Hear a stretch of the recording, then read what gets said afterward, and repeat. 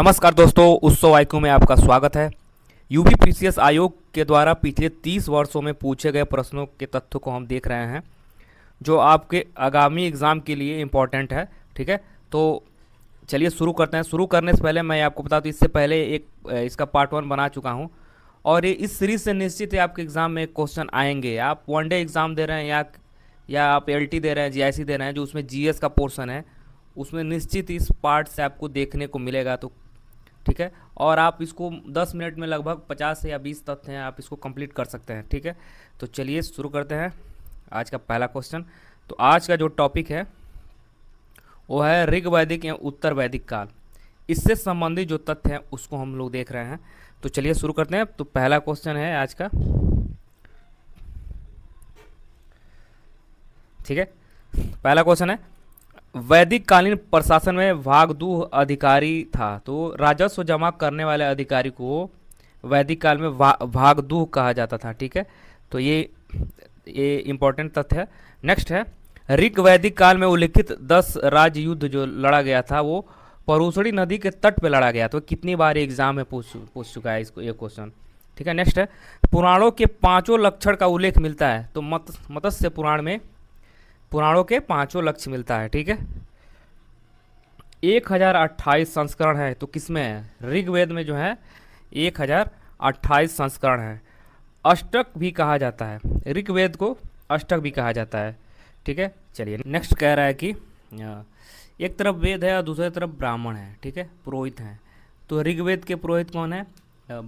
कौशितकी और ऐत्रेय ब्राह्मण है। ठीक है, और यजुर्वेद के कौन है? तो शतपथ तैत्रीय ब्राह्मण।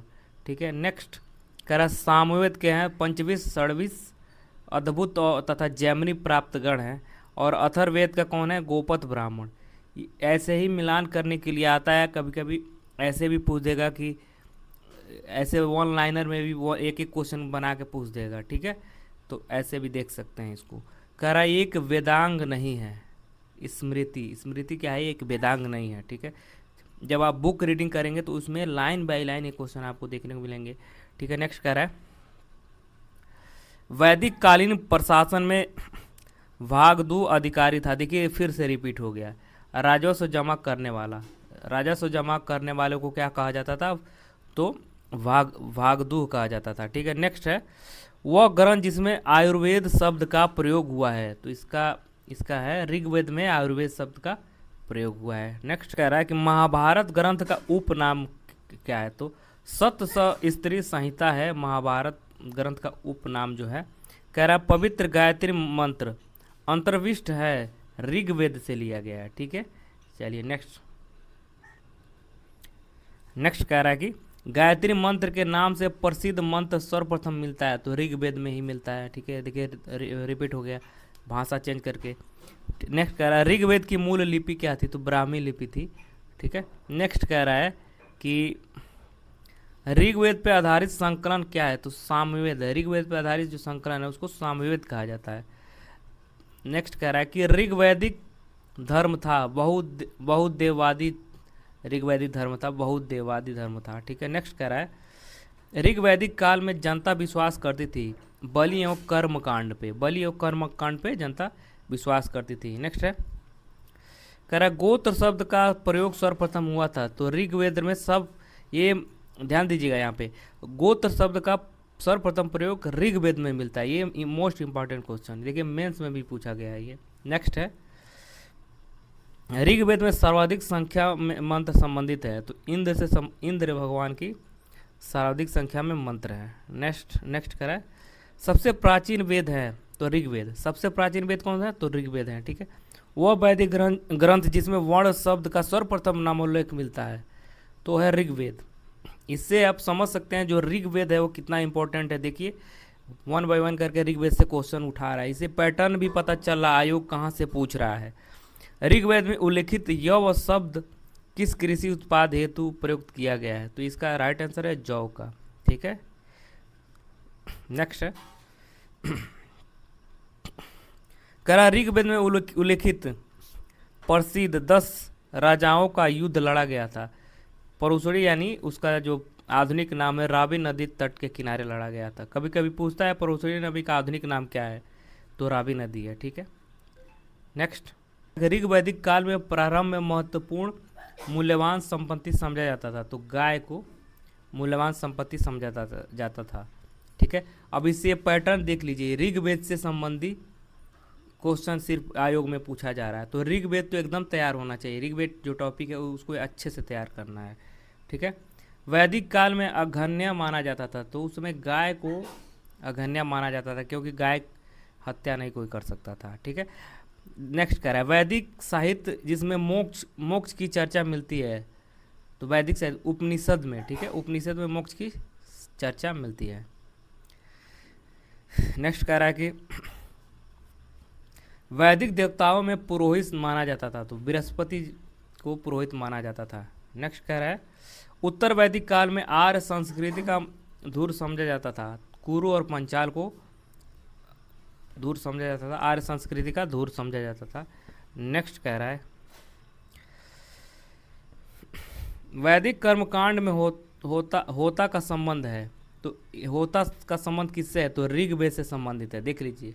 नेक्स्ट, आरंभिक वैदिक साहित्य में सर्वाधिक वर्णित नदी कौन सा है? तो सिंधु नदी है, सिंधु नदी में उसका वर्णन मिलता है। ठीक है, ऋग्वेद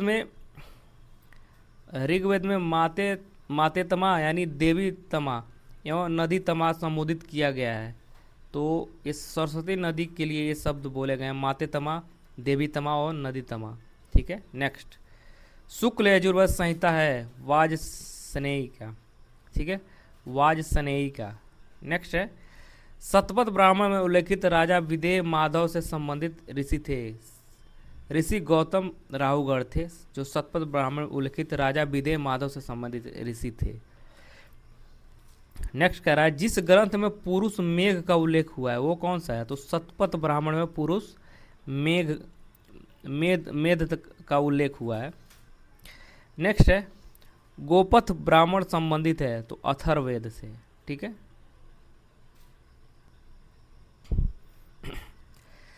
नेक्स्ट कहला आयुर्वेद अर्थात जीवन का विज्ञान का उल्लेख सर्वप्रथम मिलता है, तो अथर्ववेद में मिलता है। ठीक है, नेक्स्ट कह रहा वह उपनिषद जिसमें पहली बार निराशावाद के तत्व दिखाई देते हैं।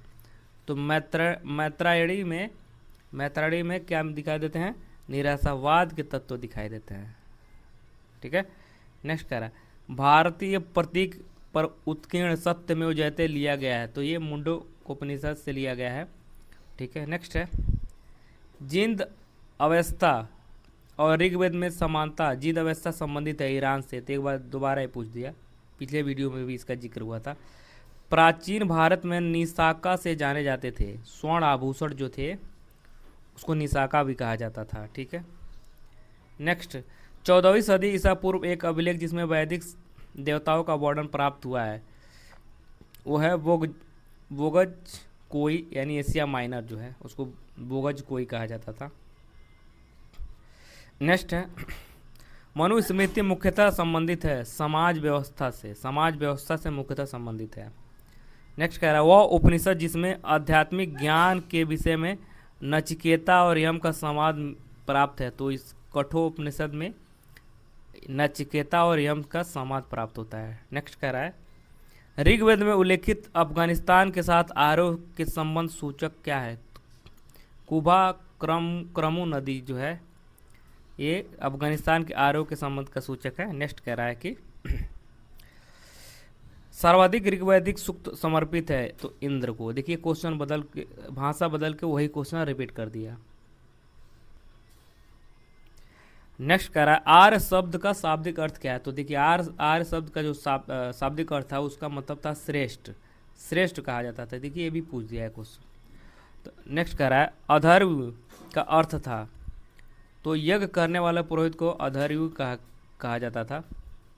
नेक्स्ट है उपनिषद काल के राजा अश्वपति शासक थे, तो कैकेयी के शासक थे वो। नेक्स्ट कह रहा है कि सर्ग प्रतिसर्ग वश मनवंतर और वंशानुचरित संकेतक है, तो पुराणों से संबंधित है। ठीक है, नेक्स्ट है भारत का प्रथम विधि निर्माता माना जाता है, तो मनु को माना जाता है। ठीक है, प्राचीन काल के महान विधि निर्माता कौन थे? तो मनु थे।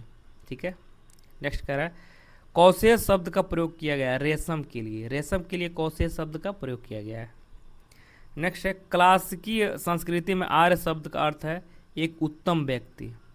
नेक्स्ट कह रहा है ऋग्वेद है स्रोतों का संकलन। ये ऋग्वेद क्या है? स्रोतों का संकलन है। नेक्स्ट कह रहा है इतिहास शब्द का उल्लेख मिलता है, तो किसमें मिलता है? अथर्ववेद में इतिहास शब्द का उल्लेख मिलता है। नेक्स्ट है ऋग्वेद में उल्लिखित 10 राजाओं का संग्राम हुआ था परुछड़ी नदी के तट पे। ठीक है दोस्तों, तो मिलते हैं अगले वीडियो में, तब तक के लिए धन्यवाद।